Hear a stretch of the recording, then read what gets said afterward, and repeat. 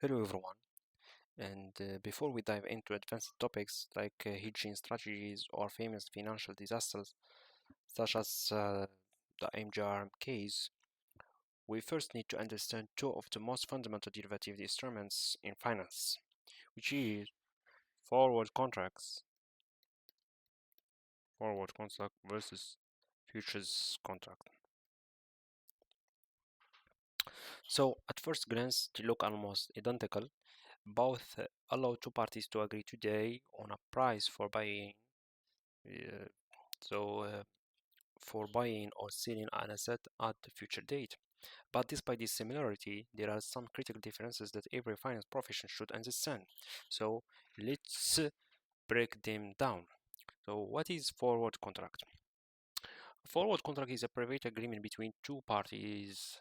Suppose a company A wants to buy 1 million of oil, 1 million barrels of oil for 1 year or 1 year. Okay, from today, of course, from today. So instead of worrying about future price increases, it signs a forward contract today with an oil supplier. Oil.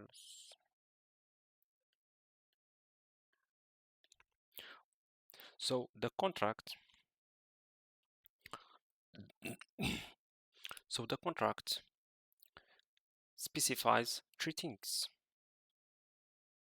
the asset, which is in this case oil, and the delivery date, and the last, which is the agreed price. The agreed price. F. So the the remark that I want to uh, put here that there is no money changes hands today. Okay, so that means that the value forward at 0 is 0. Okay, so both parties simply agree to exchange the asset at the agreed price when the contract reaches maturity. Furthermore, given that forward contracts are negotiated between two counterparties, they are called out over the counter, OTC. This is means that uh, two counterparties have ability to customize their the what do you want. Okay, so for example, the quantity or the maturity, delivery location, even payment terms can all be tailored to the needs of the two parties. So, however, of this flexibility comes with an important disadvantage. Since there is no exchange guaranteeing the transaction, each party faces counterparty risk. If one side defaults, the other side may suffer significant losses. Okay, so that's his future contract or the forward contract. Let's move on to the future contract. Future contract is like forward contract. Okay, so a future contract allows two parties to lock in a price today for a transaction that will occur in the future. But there is one major difference. One major difference.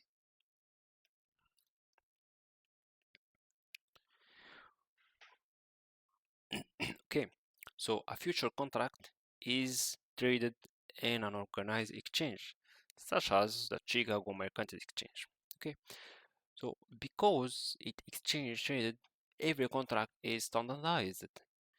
So the exchange determines the contract size, the delivery dates, the asset specifications, the settlement procedures.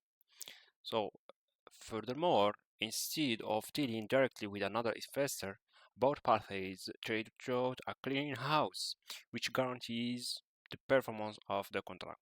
So instead have uh, a person A or the investor A negotiate with the investor B, there is a vehicle or an institution which is clearinghouse. So A is negotiate with clearinghouse and B also. So A, if he want to buy a forward or a future contract, they must go to the clearinghouse. And B, if he wants to sell his contract, so he must to go to the clearinghouse. Okay, so clearinghouse uh, behave seller for every buyer and buyer for every seller. Okay, uh, as a result, as a result, there is no there is no counterparty risk. Okay, so let's talk the difference. So a forward contract is settled only once at maturity. So the other difference between future contract and forward contract, that is forward contract is settled only once, which is in maturity. So until the expiration date, no profits or losses are exchanged between two parties. So everything happens at the end of the contract. A future contract works very differently. Okay, so every trading day, the exchange recalculates the value of each future position.